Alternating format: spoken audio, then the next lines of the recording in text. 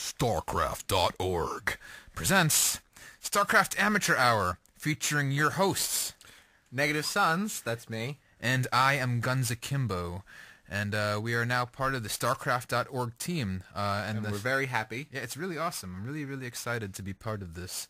Starcraft.org is relaunching with their new site this week. It looks beautiful. I've seen some pictures of it because, you know, It's very handsome. it is. We're on the inside now. It's cool. And this is a weekly shoutcast where... Show. Podcast? Show. So this is a weekly television show. And Shoutcast. Podcast. Yes. We're going to be watching replays. Especially, we'd like to be watching replays from the community. So we're going to have a thread on the StarCraft.org forums. Please link or send us your replays, the best ones, the most exciting ones at the end of each week we will be casting. And the ones that are the most fun. The most fun, and also Interesting. that bring up the most new strategy. In StarCraft 2. And we'll cast them and commentate them and talk about what you did in your game. Yeah. So please send us. All right, so let's get this game going. Negative Sun, start us off. Okay, so here you see A game between the two of us. a game between the two of us. I'm the Protoss player, Negative Suns, and Gunsakimbo is the Zerg player in this matchup. And you see us both sending our workers to harvest and building our workers. 'Cause that's what they do. They do. They cut minerals. I wonder how hard it is to cut those minerals. Probably like diamond.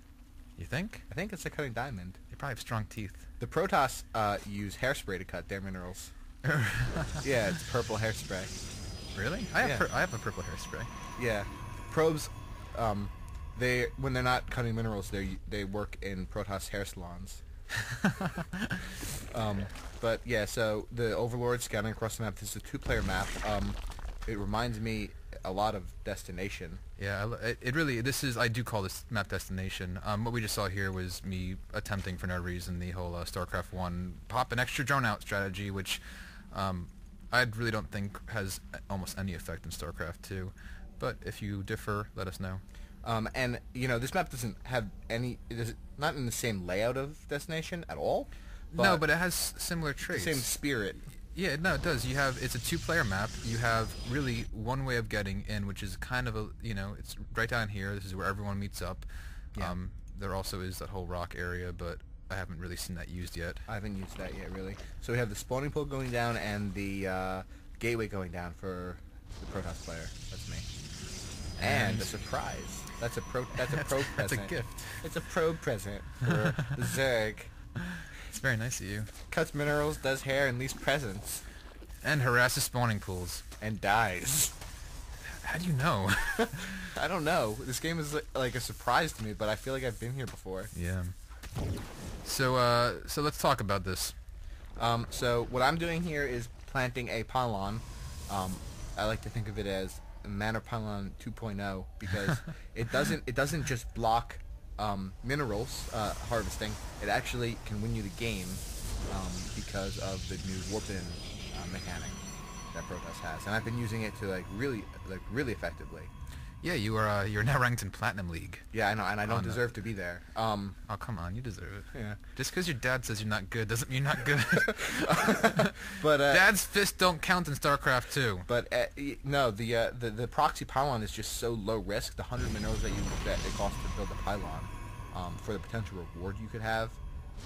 I mean, before you had to go all in if you want the proxy. You had to basically build your gateways in your opponent's base, and if it didn't work, you're screwed because they're going to run to your base faster than you can get back there. But with warp-in, that's not the case anymore. You can proxy with a single pylon, and the potential payoff is insane. So you have your queen out. Have my queen out, which is She's again beautiful. she always is, which is the equivalent of your chrono boost essentially. Yes. Luckily, because the two of us have been playing each other a lot, I'm getting used to I'm getting used to the fact that both of us are doing the These essentially cheese builds. So I was actually really glad that I scouted the right way to find this pylon here. And it's a good thing you did because warp is actually being finished research right now as you attack. Oh, nice. So you had perfect timing on that. So what, I had probably had a few more seconds until that would have popped in. You had with probably about zealots in 20 my more main. seconds until you had 3 zealots in your base. And luckily, 6 zealots luckily and then the 9 overlord zealots. didn't go this way and that way, and Yeah, you know. it was really actually really fortunate. So, but I brought up a Baneling list this yeah, time. I was going to actually mention that you brought up your Baneling nest first instead of a Roach Warren. I wanted to experiment a little bit in this game. Banelings I have found to be completely useless. I really, when we were at BlizzCon, I was using Banelings very effectively.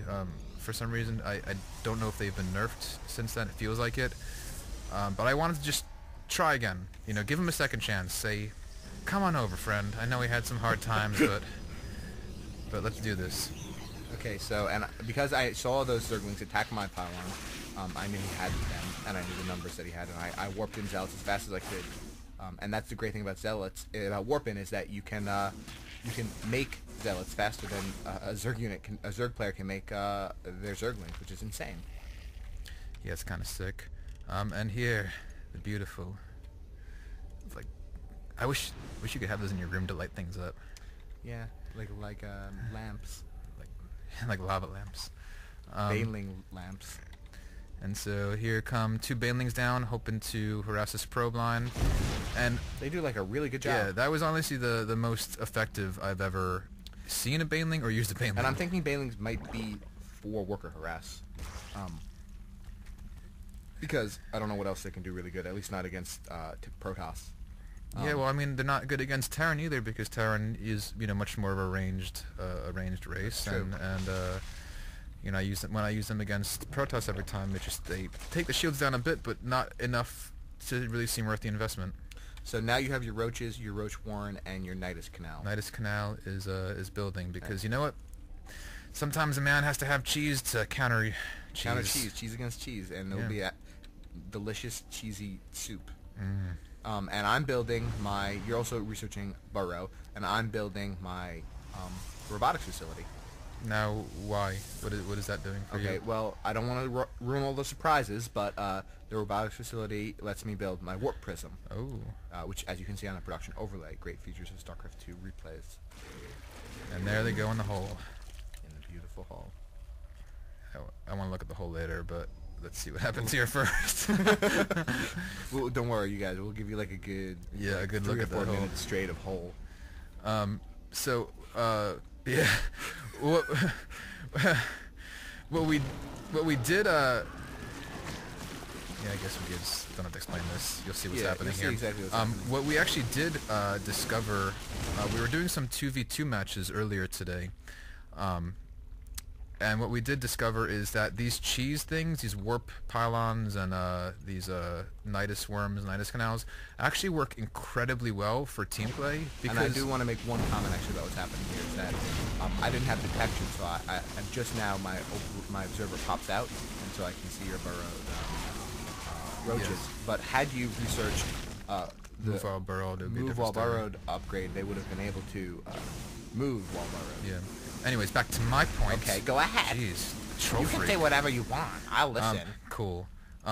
It was really great to be able to have both of us be able to move freely between each other's bases by having Nidus canals and Nidus worms and pylons in each other's bases. So in team matches, when one person gets screwed, you know, the other person is there to back them up. Yeah, and I wanted it was actually really incredible because I was able to just build a pylon. I built the proxy pylon in my opponent's base, of course, but I was also able to build a pylon in Gunsakimbo's base and quickly reinforce him when his base was attacked, almost instantly. And now this is the warp prism, which I see so rarely used. I haven't seen it used much yet, but I mean, going off of just how amazing the proxy pylon is, the warp prism is also awesome. I mean, it's incredible. Yeah. Right now I'm limited by nothing other than the fact that I only have 3 warp gates. If I had, say, 9 warp gates and the resources to use them, I would have been able to warp in 9 zealots at a time. Another thing we discovered in the TV2 match, just real quick before I get off that. It really looks appealing. Probes, other players like Protoss probes. We thought maybe you could put Protoss units into the Nidus canal. You know what we have to try? That is not true. A probe will not enter that hole. You cannot probe your canal with a probe. You cannot probe the hole. But I wonder if you infest a probe if you can get it to go into the hole. Oh, God, what do you mean infesta? Oh, infest a probe? If you infest a probe. What if you infest a That's probe? If you infest a you know, what you're saying is not, like, it might have a logical meaning, but I can't even get there, because I just hear infest a probe and then put it into a hole. I don't even know what you're saying anymore, dude. Okay, so here's more cheese by the Zerg. You know, if you can do it, you do it, you know? Do it. You do whatever you can do. Just put it wherever it goes. Look at all that. Look at all that. Comes out. Yeah, that's, what do you call it? That's like a body lotion. Yeah. Zergling body lotion. It's moisturizing. Okay, so it smells good. So far, I've been doing a pretty good job of keeping my probes alive, running them away from the Nidus harass. That's one thing you're good at. Yeah. And running away. Yeah. And I'm using warping here to reinforce my troops. Another great feature of warping. Wherever the action is, you can get your troops there so much quicker. At my base, I have just gone for infestors. Infestors, in the latest patch, I was reading the latest patch notes, and aside from how much the Terrans have been boosted, which I think is a good thing, and watching how much the Protoss mothership has been nerfed,